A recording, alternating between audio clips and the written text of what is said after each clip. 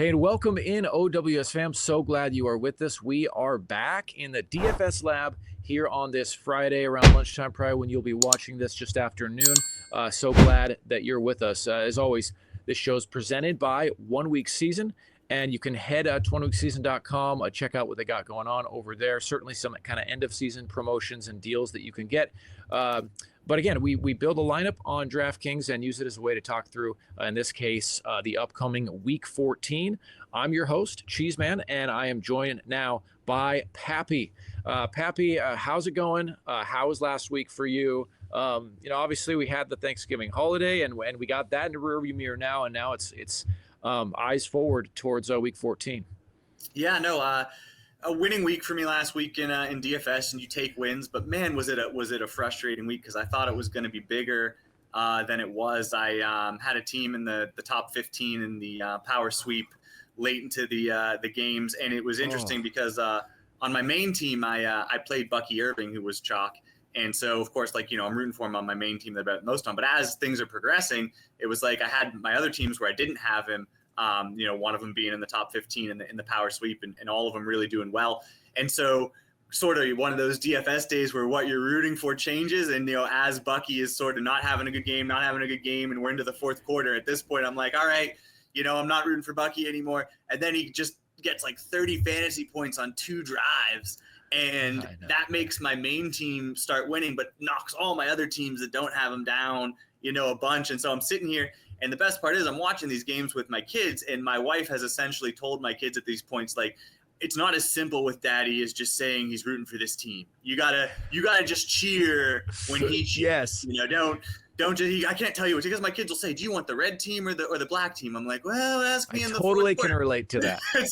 and so then, it starts changing midway through. I'm like rooting against Bucky, and they're like, all right, we don't want that guy. And then in the fourth quarter, once my main team gets in the money, I'm like, all right, now I want Bucky. And they're looking at me like, I'm like, listen, you'll understand when you're older. Just cheer when I cheer.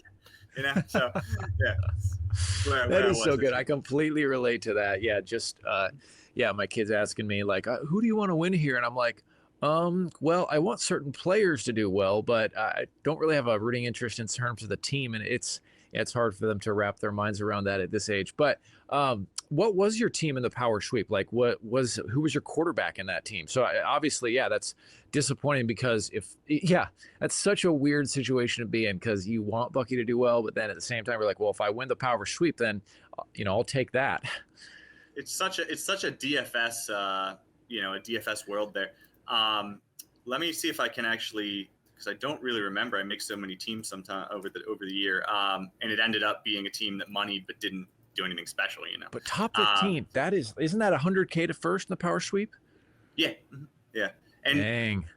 And I can tell you who I was rooting for. That I remember. I had Mark Andrews at tight end, who was only 5%, and then I had David Moore left. Those were my 4 o'clock players in the flex. And so David Moore ended up getting, I think, 10 or 11 points, and Mark Andrews no one had. And so I'm talking to my one buddy. Oh, actually, I think I sent it. I can look at it. I sent it over to him when I was, telling him what I was rooting for. But I was like, man, if Mark Andrews gets anything, like, I'm making a ton of money on Mark Andrews points. It was like, he didn't end up, here it is. It was Joe Burrow, Mixon, nice. Chase Brown, Pickens, Higgins, Thomas, Mark Andrews, David Moore, and the Jets. Okay. I like it, man. I like it. So it's kind of like you had the hedge bet because, like, you're a Steelers fan, but it's like, well, if the Steelers don't win, at least maybe Burrow's doing well, and so this lineup can do well. Yeah, I'm a Steelers fan, but I'll bet against them if I think they're going to lose. And absolutely, you have to. And I was playing Pickens too, so I was really saying I think it's high scoring more necessarily than they're going to lose. And I wrote that game up, and if you would go back and read my write up, you'd see I said it's probably a very high variance game. Like, it could be the game of the week, or it could be a total dud. And so I played lineups where I faded it, and I played lineups where I stacked it, and that was one of the ones where I stacked it. Love that, man. I absolutely love that. Well, I'm glad you had a sweat, but obviously disappointed for you that you didn't ship it.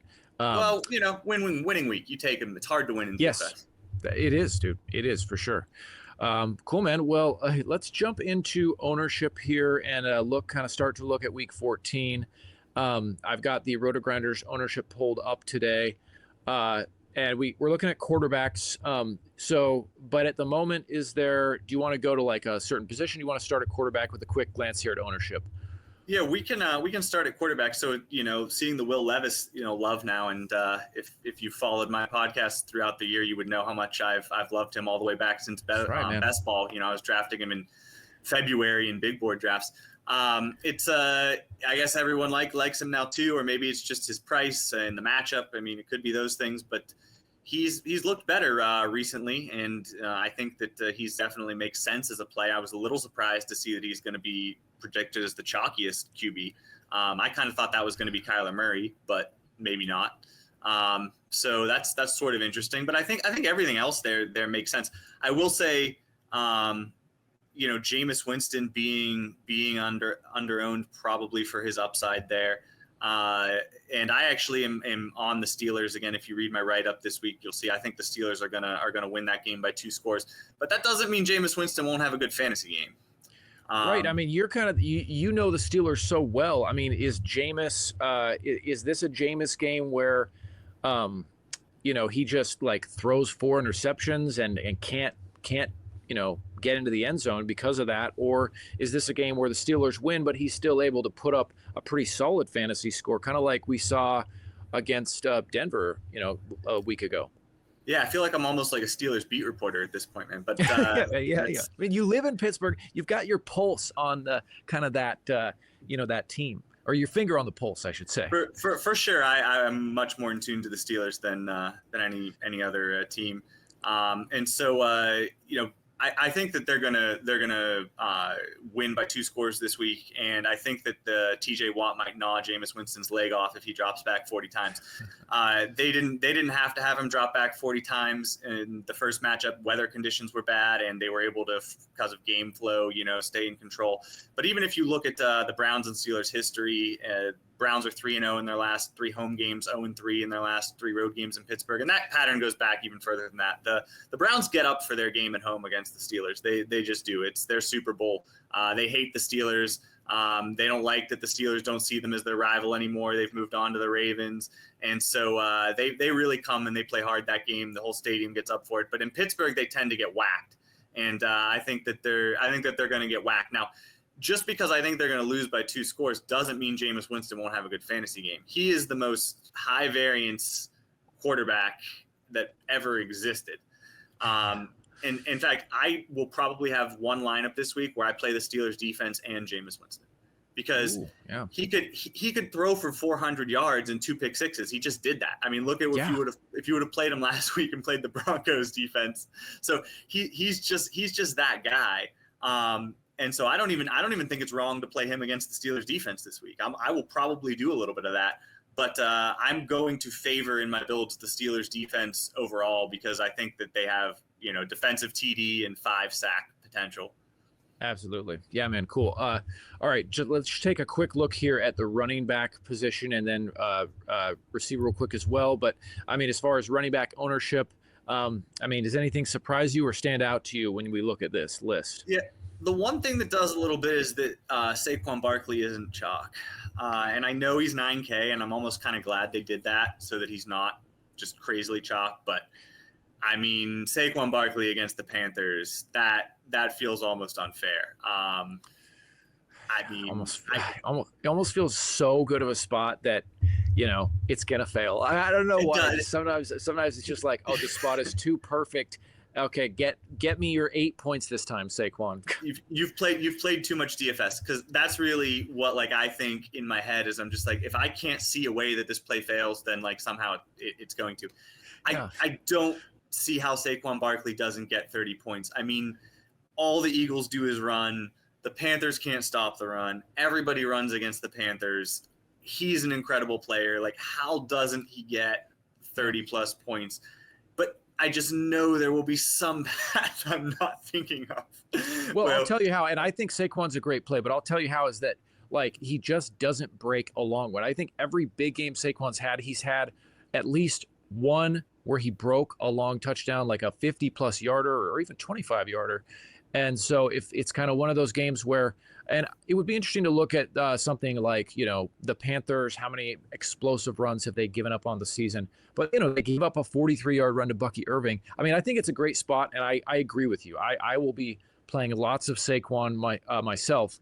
But if it is one of those games where for whatever reason, he just doesn't break a long one and they just march the field and then get down inside the 5, a lot of times that's Jalen Hurts territory inside the 5. So that could be the scenario to me where he fails. But nonetheless, he is still, probably plus or what do you say? Not plus money, but whatever the positive prop would be to get 30 fantasy points. Yeah, I just feel like he's getting 30, but I felt that way before, but this one seems tough for him to not. Yeah, too good to fail. And okay, then one more just quickly at receiver, and then let's jump over to DraftKings here. I mean, Jacoby Myers, he is garnering ownership. That matchup against Tampa Bay's, fairly generous defense. Anything that surprises you with receivers? So can you find Westbrook Hines, the other receiver on Tennessee? NWIS. He's there. He is down to 8% right now. That's pretty low to me. I'm surprised to see that, actually. I think that's a little bit low. I know Ridley's higher, and I'm not sure that they're materially that different of plays. So I think that their ownership gap there is probably more than it should be. And I will use both of them, use them both together in a double stack, I think is viable. But I think the ownership gap there is probably more than it should be. Ridley right now, the 4th highest owned. So people, kind of telegraphing here, Will Levis, Calvin Ridley stacks apparently going to be popular. Okay, dude, with that, let's jump in to DraftKings here. I've already got the Millie pulled up. So where do you want to start with this build, Pappy? So we're going to get popular here right away, and we're going to stack the Titans. So go ahead and put in the double with Westbrook and Ridley and Levis.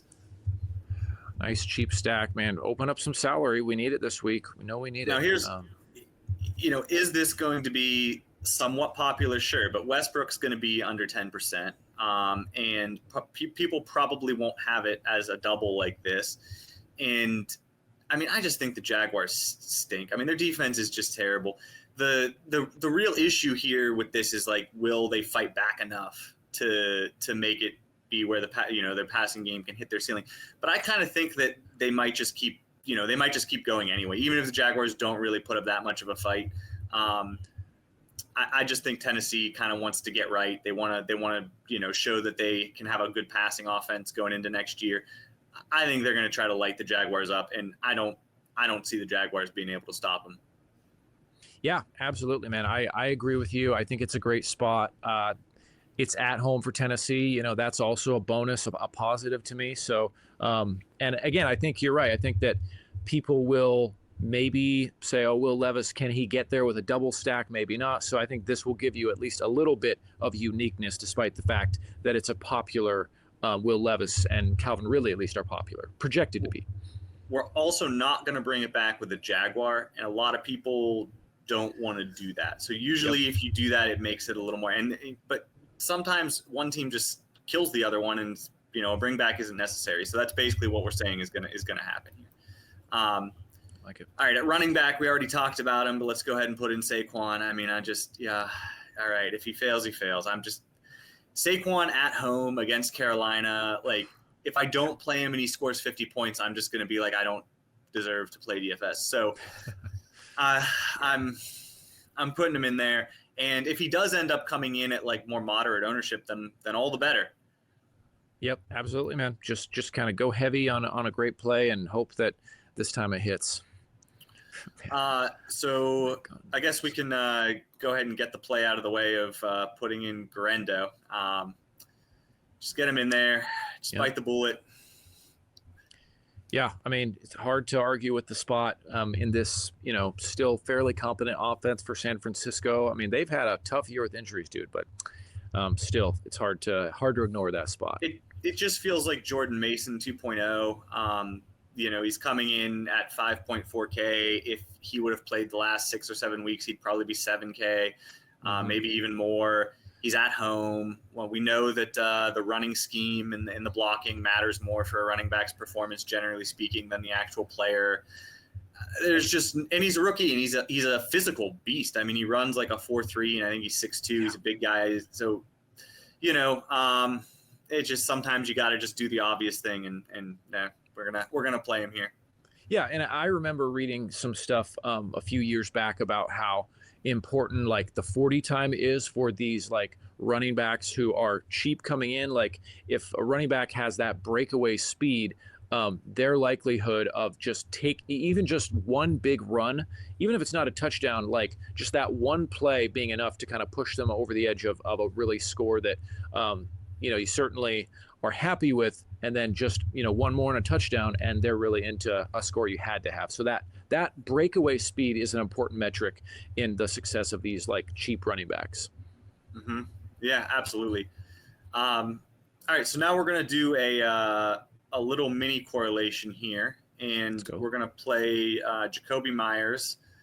And this is obviously assuming he's healthy. He's questionable right now, but I think the tea leaves say he's probably going to play. All right, got him in there. But keep your eye on that. And he's a play where just getting a lot of target volume. I'm not really sure why his price is staying where it is. He's seen like 10 targets a game or something crazy over the last several games. So yeah, there you go, like 10 a game. So all right, if he's gonna stay priced below 6,000, I guess I'm gonna play him. Honestly, and when DraftKings has just been tough on pricing, it's almost like their algorithm has forgotten some players. Yeah, sometimes I feel like there's players where I'm like, why is this guy priced this way? And then other times I'm like, man, these prices are tight. And then tight end, this is a bit of an injury-based play, but we're gonna put in Cade Otton. And keep your eye on this one, because this is based on what I think is the most important injury of the week, and that's Mike Evans. He hasn't practiced the last 2 days, and if he ends up not practicing or not playing, that's a totally different Cade Otton to me. Yes. The target volume that Otton was seeing when Evans was out was elite. I mean, especially for a tight end, but really elite for even a receiver. And when Evans came back, he really kind of went back into a secondary role. So to me, if Evans is out, I think Otton becomes a premier play. And if Evans plays, I'm not nearly as excited. Yes, absolutely. I'm looking at just injury stuff real quick here on X. And Mike Evans questionable. Let's see. Mike Evans, Baker Mayfield. Okay, it looks like Evans is practicing this morning. It's a soft tissue injury. So, and I'm just looking at a short video of him running. I mean, he looks a little slow. I don't. It's just He said there was one person that's posted said Mike Evans says he's fine. He'll play Sunday versus the Raiders. Overall, I think it's still, you got to monitor the situation, especially because it is a soft tissue injury. It's easily one of those things where he could, start warming up Sunday morning and just it feels tight. It just doesn't feel right, and he doesn't play. So I absolutely agree with you. If Evans is out, Cade Otton is a must play. Yeah, he's a premier play without Evans. So I like this. I like this angle. At our flex, we're going to put in a third running back, which is not something I do a ton of, but it should start doing more of this year if you look at how fantasy scoring is being distributed. And put in James Conner. Oh yeah, dude, I like that Seattle Conner at home, Seattle Arizona big game. So I think Arizona is going to score points, and trying to figure out how those points are going to come. They certainly could come through the passing game, but I think Connor's very moderately priced for the work that he gets. I'm not nearly as afraid to put in three running backs this year as years past. I mean, if you look at the fantasy scoring distribution this year, it's like receivers aren't doing anything. It's crazy.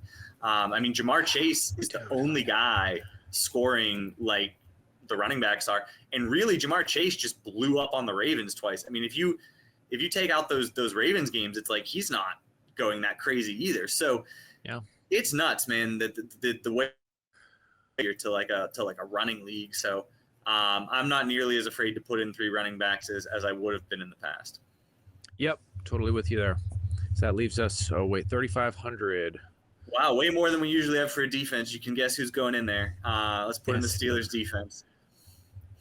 And I think the Steelers defense is just high upside. Like, you don't usually have a high upside play at defense, but they're really good. They're at home. They need to win. And Jameis Winston makes a lot of mistakes. And the Browns O-line is not very good either. So if they can't pass protect and he drops back 40 times, I think you're going to see 5 sacks, multiple turnovers, possibly a defensive touchdown. I think the Steelers are a good play. And, in the FFPC, which is a high-stakes yearly league, I have 2 out of 4 of my teams in the finals this week. And I have the Steelers defense on both. And actually, because I have Lamar Jackson as a quarterback on one, and I have C.J. Stroud as a quarterback on one, my backup's Will Levis on both. So, I'm rolling Will Levis in the Steelers defense this week. Let's go. Dude, you are rooting. You are a big Will Levis fan this weekend. Hey, if Will Levis ends up, winning you some big money in those leagues, you should definitely buy a Will Levis jersey. Yeah. One of those things. I'll have to get one. I'll tell you what, I have him in a lot of best ball leagues too. So he gets me to the finals in best ball. I'll show up in a Will Levis jersey. Love it. No, but I do want to know on that Steelers defense play. This feels like a play where it feels worth it to pay up for the Steelers D and almost prioritize that, because Jameis Winston is just like, they just keep throwing throughout the game. They're so aggressive. When I was watching them against Denver, like, they were not even really running on first down. It's just like they were just dropping back. It felt like almost every play, and he is good for at least a couple like interception opportunities per game. And the rate of pick sixes, man, that he puts defenses in position for is just high. So there have been some pay up defenses this year that it's like you hope for the best, but Steelers, it's like, it almost feels like they're almost like a cash game type profile play at defense. That feels like you got to have them. I think they should be the most expensive defense, and they're the 3rd most expensive defense. Just gonna look at this. So to me, they're a value even at their price. Papy. Yeah, I agree. And right now they're coming in the 4th highest owned. So they're up there in ownership, but not, the chalk. Saints is currently highest owned defense. Cool. Papy. So what we landed on for our lineup today, Will Levis at the QB, Saquon, Garendo at the 2 running backs, Calvin Ridley, Nickel Westbrook, Ikeen, if that's how you say it, Jacoby Myers, Kate Otton, James Conner, Steelers D. Papy, great stuff, man. Anything else before we close this one out? No, I mean, I really excited for this week. It's the yearly fantasy finals at FFPC. It's the best ball regular season week finals. We're going to have a great week at DFS. I kind of like this slate. I think this is a good slate. So just can't wait for Sunday, man. It's so much fun in football season. All right, it is, dude. Yeah, only 5 more weeks left of this in the regular season. So, Papy, great stuff, man. As always, guys, head to oneweekseason.com. Check out what they have going on over there. And, Papy, as always, thanks for your time, and I hope the best of luck for you this weekend, brother. You too, man.